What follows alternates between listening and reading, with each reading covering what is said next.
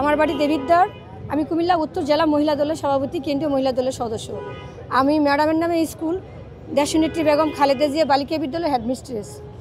তো আসলে ম্যাডাম যখন জেলখানায় ছিলেন তখন অনেক আন্দোলন করেছি, অনেক বিক্ষোভ সমাবেশ করেছি, অনেক দোয়া পড়াইছি ম্যাডামের জন্য।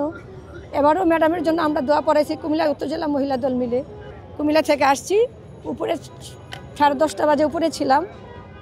ওইখানে পুলিশ আর্মি আছেন গেটে, ম্যাডামের ইয়েতে ইমার্জেন্সিতে ঢুকতে দেয় না। তো ওই ভাইকে জিজ্ঞেস করলাম যে আর্মি ভাইকে, যে ম্যাডাম কেমন আছেন, ম্যাডাম যে শুনলাম সামাজিক না ম্যাডাম বেঁচে আছেন, সবাই দোয়া করি শেষবারের মতো যেন আল্লাহ যেন ম্যাডামকে বাঁচিয়ে রাখেন।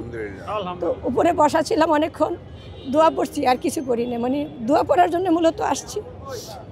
আসমানের মালিকের কাছে আমি বলতে চাই, উনি দিনকে রাত করতে পারেন, রাতকে দিন করতে পারেন, তিনি মৃতকে জীবিত করতে পারেন।